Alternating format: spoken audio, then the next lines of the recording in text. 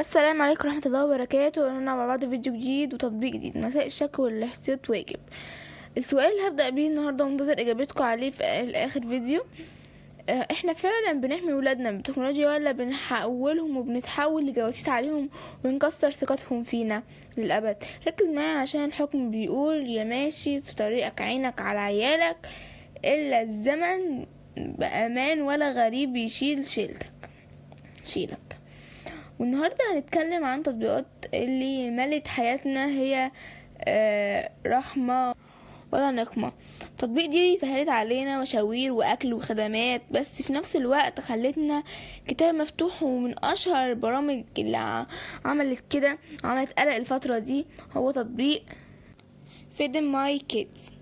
ولو تتبع الموقع لأطفالك، التطبيق ده وظيفته الأساسية ان هو يخليك عارف مكان ابنك بالتاني، ويسمع صوتك اللي حواليه، ولو مردش على الموبايل كمان يبعت تنبيه لو خرج من منطقة معينة انت محددها.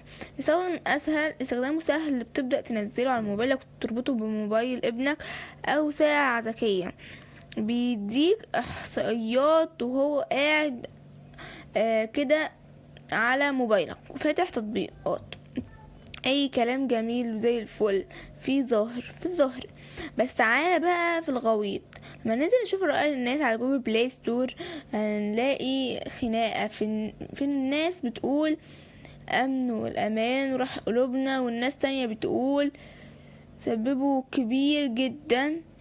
لكن عشان تاخد المميزات الحقيقية لازم تدفع الاشتراك الشهري او السنوي غالي جدا، والنسخة المجانية يا دوب بتديك قروش طيبة.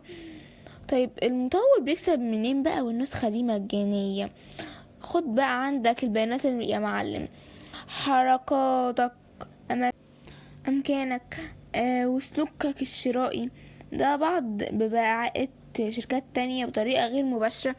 يعني مفيش حاجة ببلاش في العالم التكنولوجي، عشان التطبيق ده شغال في اغلب دول العالم، ومنه مصر والسعودية والإمارات. بس دايما في مشكلة في دقة الخريطة في أماكن مقفولة، ومن الواقع التعليقات ناس بتشتكي من استهلاك البطارية الرهيبة اللي بيفصل موبايل الطفل في وقت زنقة.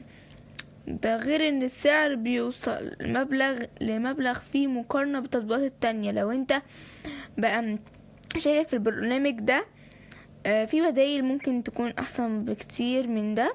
تطبيق مثلا جوجل فاميلي لينك، التطبيق ده اللي هو اصلا تبع جوجل ومجاني بالكامل وبيعمل شغل عالي في الرقابة. او تطبيق مثلا لافي 360، وده مشهور جدا وعالمي في ان هي استخدام صح للحاجات دي، انها تكون امنة مش سجن. يعني تعرف ابنك انك مراقب برنامج ده عشان خايف عليه مش عشان بتراقبه. ده كمان نسألنا في اول الفيديو: هل احنا نحمي ولادنا ولا بنحول لجواسيس؟ الإجابة ببساطة هي التعديل، الاعتدال. لو زدت شك قلب المريض، لو قال الاهتمام ضاع، العيال بيخليك في نصه ويسيبه على الله.